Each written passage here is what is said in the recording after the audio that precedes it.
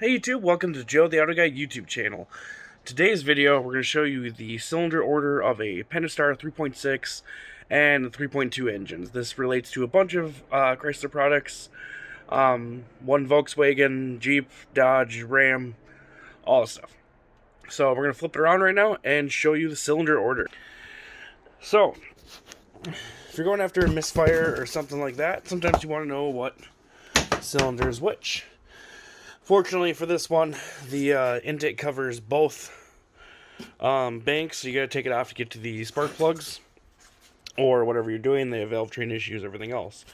But if you're looking from the front of the engine, you tell the front by where the oil filter is. So in the vans and Journeys and stuff, it's mounted sideways. In your Chargers, Dodge, or Rams and all that stuff, it's gonna be mounted, this way.